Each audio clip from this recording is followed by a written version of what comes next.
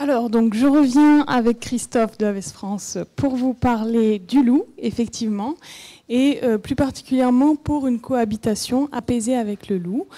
C'est un sujet dont nous, on se préoccupe avec nos associations et fondations depuis longtemps, mais qui n'est pas énormément abordé en ce qui concerne la protection des animaux, à part évidemment avec quelques autres associations qui s'en préoccupent. Alors, pour commencer, donc ce que je disais dans ma première présentation sur les grands prédateurs, le loup est une espèce endémique qui avait disparu au XXe siècle à cause de l'homme et qui est finalement revenu par lui-même depuis les Alpes en 92, donc en provenance de l'Italie. Les raisons de son retour, c'est en fait une relative tranquillité avec une déprise agricole et un accroissement des superficies boisées et une quantité suffisante de proies. Et bien sûr, on va le voir juste après, une protection juridique. Donc le loup est protégé par la Convention de Berne depuis 1979, qui a été transcrite dans le droit français en 1989. Il est aussi protégé par la directive européenne Habitat de 1992 au titre d'espèce prioritaire. Donc cette protection se retrouve dans l'arrêté du 7 juin 2010, du 23 avril 2007. Et ensuite, on a quand même l'arrêté du 7 juin 2010 qui permet des dérogations au préfet sous certaines conditions. Donc des dérogations à cette protection. Et l'État accorde d'ailleurs un quota de loups qui peuvent être détruits. Alors, il faut savoir qu'en 2019, la Cour de justice de l'Union européenne a rendu un arrêt qui s'appelle l'arrêt Tapiola, du nom de l'association qui a porté l'affaire devant la justice. Alors en fait, ça s'est passé en Finlande. C'est l'Office finlandais de la faune sauvage qui a autorisé l'abattage de plusieurs loups. Et l'association Tapiola a porté l'affaire devant la Cour administrative suprême de Finlande, qui a procédé à un renvoi préjudiciel devant la Cour de justice de l'UE.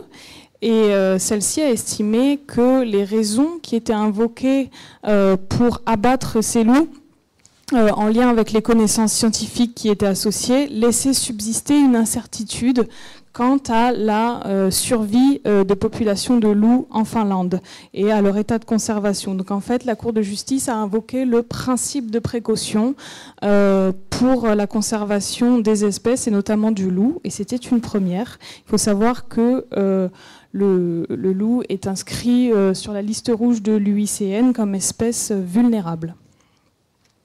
Alors, quels sont les effectifs du loup en France ?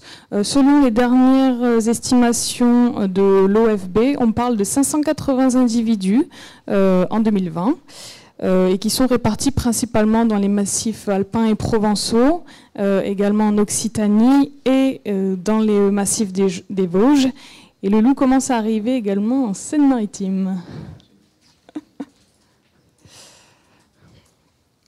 Alors, il existe un plan loup 2018-2023 qui permet un assouplissement des possibilités de tir du loup dans les communes où il y a eu plus de 15 attaques par an. Il fixe en fait un quota de loups qui peut être tué. On parle de maximum 19% de la population estimée.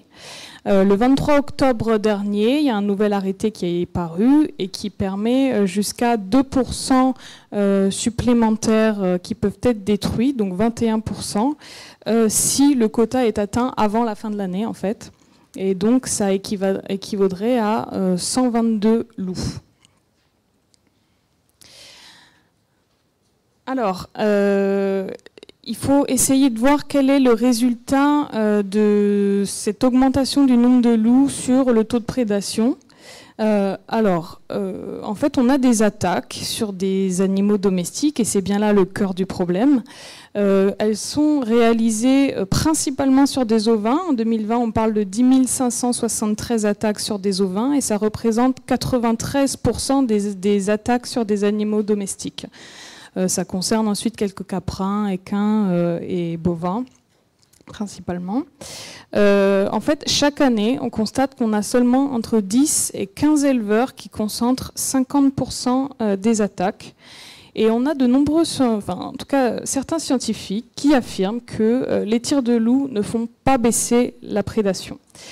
En effet, si on tue un loup dominant, on va avoir un éclatement de la meute, et donc on va finalement avoir plusieurs nouvelles meutes qui vont se créer avec les individus de cette meute. Et donc en se reproduisant, finalement les loups vont se disperser un peu plus sur le territoire. Et pour peu que c'était des individus qui n'étaient pas encore suffisamment matures et n'avaient pas assez appris à chasser, eh ben, ils vont s'attaquer à des proies qui sont finalement plus faciles pour eux que le grand gibier, à savoir des animaux domestiques. Alors, sur le nombre de loups tués ces dernières années, donc en 2019, on était sur 99 loups abattus sur un quota de 100. Donc ça a augmenté, hein, puisqu'en 2018, on était sur un quota de 40 loups. En 2020, 105 loups abattus sur un quota de 110. Et pour 2021, on a le même quota qui est fixé, à savoir que, selon les derniers chiffres, au 8 juin, on est déjà à 22 loups de tués. Et il faut savoir que sur les tirs de loups, on a beaucoup d'agents de l'OFB et de la DDT qui, sur le terrain, nous disent qu'ils sont contre. Évidemment, ils nous le disent en off, mais ils sont pas favorables à ces mesures parce qu'ils voient bien qu'elles n'ont aucun résultat. Donc, comme on l'a dit, le loup, c'est un carnivore opportuniste qui préfère s'attaquer à des proies sauvages. Mais effectivement, comme disait Nikita, quand le loup ne chasse pas en meute, et principalement quand la meute a été éclatée ou quand le loup cherche un nouveau territoire, il va s'attaquer à des proies qui vont lui demander moins d'efforts, et c'est là qu'il y a plus de risques sur les troupeaux.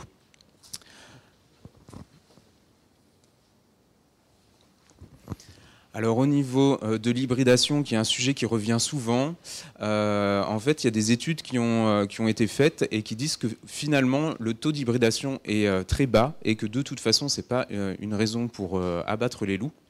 Et si on règle le problème de la cohabitation et de la protection des troupeaux, de toute façon que ce soit des loups purs ou des loups hybrides, les troupeaux seront protégés.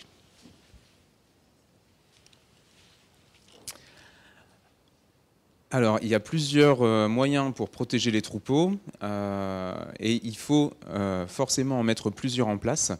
Donc, on a les clôtures électriques, les fladeries, qui sont des bandes de tissu qui sont mises sur les fils des clôtures, des effaroucheurs sonores et visuels.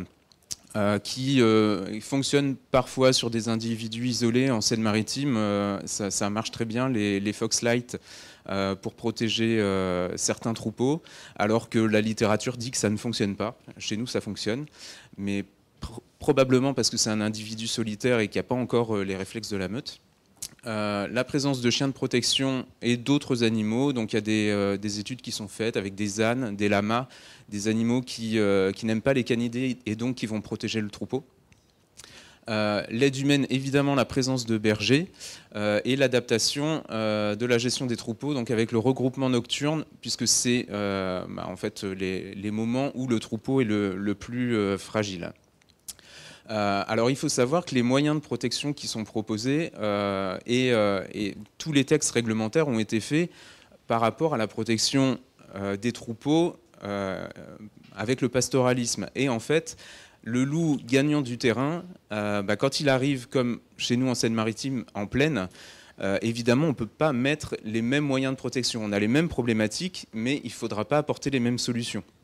En Seine-Maritime, 90% de l'élevage est de l'élevage amateur, donc on a énormément de petits troupeaux et on ne peut pas mettre ni un chien ni un berger partout. Par contre, il y a déjà des enclos qui existent, qu'on peut renforcer avec des moyens de protection simples et assez peu coûteux, juste un fil électrique au-dessus, en dessous, parfois ça peut suffire. Mais la législation n'est pas encore adaptée à la plaine et on est en contact avec Meuse Nature Environnement notamment, qui travaille aussi sur cette problématique de l'élevage en plaine et de la protection des troupeaux. Alors l'importance écologique du loup, Nikita en a parlé un petit peu tout à l'heure. En fait, on réduit tout le temps la problématique du loup aux attaques sur les troupeaux ovins. mais on oublie tout le temps de parler des bénéfices du retour des prédateurs sur l'environnement. Et il y a eu des slides déjà tout à l'heure qui disaient que dans les forêts où il y a une forte abondance de cervidés, la régénération se fait moins bien, ça compacte aussi les sols. Et on a parlé aussi tout à l'heure des dégâts des cervidés sur l'agriculture qui représentaient 20 millions d'euros en 2004. Donc les fortes densités de cervidés ont finalement des effets assez néfastes sur la forêt. Et c'est pour ça que le rôle des prédateurs va être de réguler les populations de cervidés, mais pas seulement en fait, par les attaques et le nombre d'individus qui vont être mangés, mais juste le comportement de proie prédateur qui va renaître, et donc les animaux, les cervidés vont passer plus de temps à trouver de la nourriture, à essayer de se protéger parce qu'ils savent qu'il y a un risque de se faire attaquer par des loups. Et donc tout ça va permettre finalement d'avoir une meilleure régénération de la forêt. Ils vont concentrer leur nourriture, leur façon de se nourrir sur des choses qui vont leur apporter plus de ressources. Et au final, tout ça participe à la protection de la forêt, à un meilleur renouvellement. Et ça a aussi une action sur les insectes, enfin sur tout le système. Il y a des très bonnes études d'ailleurs qui sont sorties récemment, dont une qui a été publiée par le CNRS sur des loups, des cerfs et nous. Voilà. Alors qu'est-ce qu'on demande sur le dossier loup? Le financement public des moyens de protection multiples et adaptés. Donc adapté parce que moi j'estime qu'il faudrait faire systématiquement des constats de vulnérabilité pour vraiment choisir les moyens qui sont adaptés tout simplement. Et puis les mettre en place toujours rapidement. On attend en France, le retour du loup c'est 92. On attend qu'un animal soit signalé pour que les éleveurs protègent leurs troupeaux. On sait très bien qu'avec la dynamique de population qu'il y a, le loup va gagner du terrain.